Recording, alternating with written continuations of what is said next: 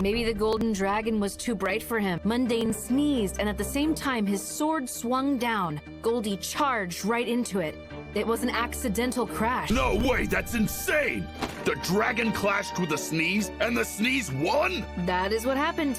Goldie said Mundane lost a golden opportunity, but Mundane never had any need to wait for Goldie to give him an opening. It's almost like to Mundane, every fraction of a second was an opening. Ha! That's ridiculous. I was wasting my time with you. If that punk keeps winning, then he'll be up against me in the preliminary finals. I'll show everyone what he's really made of. Would I be able to move the way he does?